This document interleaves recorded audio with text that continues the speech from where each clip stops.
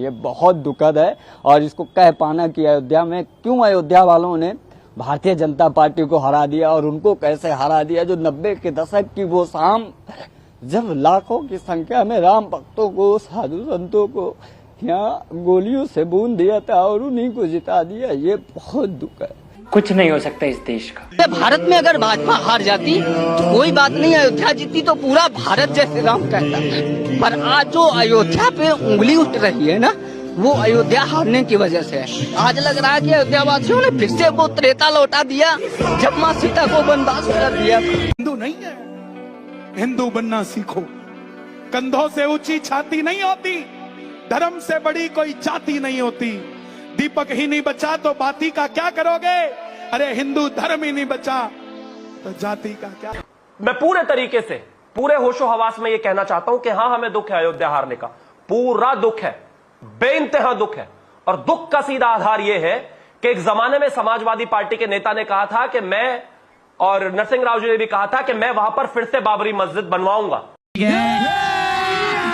अभी मजा आएगा ना भिड़ो। और अगर वहां पर बाबरी मस्जिद बन गई होती, अगर वहां पर बाबरी मस्जिद बनवा दी गई होती, तो इस देश का एक 21% मुस्लिम वोट बैंक, चाहे उनके घर के सामने कोई कैंडिडेट ना जाता, बावजूद उसके एक एक वोट वहां पर पड़ती, क्योंकि सिर्फ बाबरी बनवा दी इस वजह से पड़ती। हम हिंदू थोड़ी हैं, हम जाट हैं, गुर्जर हैं, ब्राह्मण हैं, क्षत्रिय हैं, राजपूत हैं, पड़िया हैं, एसटी हैं, एससी हैं, ओबीसी हैं, आदिवासी हैं, जाटव हैं, यादव हैं, दोगले हैं, लेकिन हाँ, हम सब के सब काफिर जरूर हैं। इसमें कांग्रेस की कहीं कोई जीत नहीं है। इसमें आप अगर देखेंगे तो टोटल सपा का वोट है और जाति के आधार पर ये चुनाव हो गया है। लोगों ने विकास वगैरह सबको नकार दिया। इससे ये साबित होता है कि उत्तर प्रदेश में अभी भी मैक्सिमम जनता मूर्ख है। ये बड़ी अच्छी बात कही आप। जिसे कि विकास से कोई मतलब नहीं है, जिसे किसी तरह का नहीं, वो केवल जाति पर चल रहा है।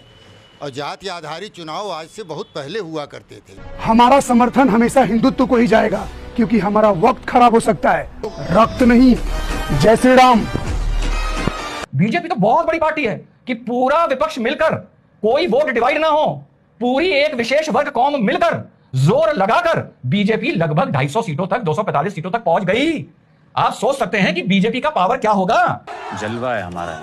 पूरी कौम, उन्होंने फाइनली, बीजेपी ने यह बता दिया ऑपोजिशन को कि पूरा गठबंधन कर पूरी कौम एक तरफा वोट डालकर भी तुम 272 नहीं पहुंच सकते। और जो इंडिया अलायंस की सबसे बड़ी पार्टी बनके उभर रही है, वो शायद 98, 99, 97, 96 कांग्रेस पार्टी बनके उभर रही है। इतने सब इंतजामात के बाद परिणाम सामने आने के बाद अयोध्या में महंत और साधु संत अयोध्या वासियों से नाराज नजर आ रहे हैं। महंत राजूदास ने एक्स पर लिखा, अच्छा हुआ रामायण में राम जी रावण से युद्ध करने के लिए बंदरों और भालुओं को ही ले गए थे।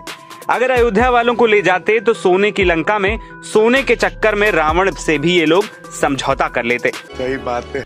ये मोदी का दुर्भाग्य है कि जिस वाराणसी के लिए उन्होंने इतना किया, जिसको शब्दों में बयान नहीं किया जा सकता, उस वाराणसी में मोदी को 1.5 लाख वोट से विजय प्राप्त होती है।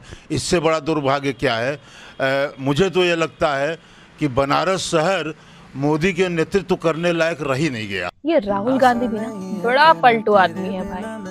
हारता है तो ईवीएम खराब, और 2-4 सीट जीत जाए तो जनता का दिल से धन्यवाद।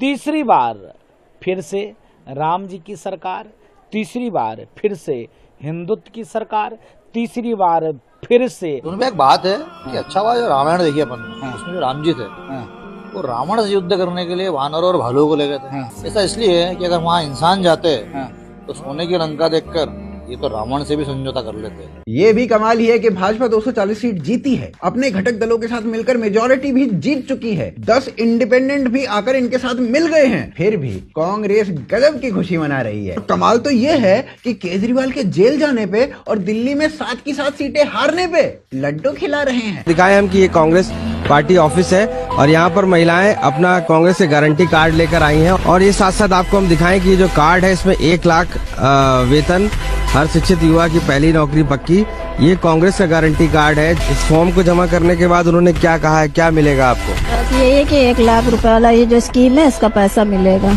महिलाओं को। अब आपको मिले नहीं तो क्या बता, हम लोग इसीलिए लाइन में लगे हुए हैं।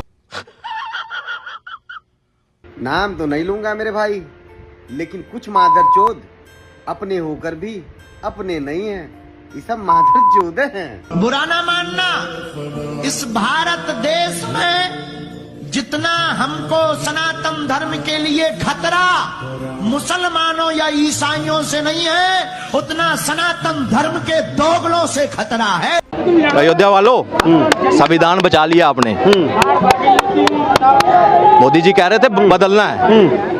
अरे ऐसा संविधान को हमने क्या करना है कि एक टेररिस्ट, अमृतपाल जैसा टेररिस्ट जिसपे एनएसए लगा है, वो जीत रहा है यहाँ पे हैं। इंजीनियर रशीद जो बी पार्टी करता है संविधान में, वहाँ विधानसभा में, उसको जिता दिया आपने, और फिर कहेंगे ऐसा संविधान चाहिए। क्या बात, ये बात है। हालांकि हम लोग शर्मिंदा हैं, और जो राम भक्तों के ऊपर गोली चलाया उसका प्रत्याशी जीत गया, जिसने राम मंदिर बनाया उसका प्रत्याशी हार गया। ये बड़ी अच्छी बात कही आप। जब भगवान राम के नहीं हुए तो ये किसी के होंगे, ये किसी के नहीं हो सकते।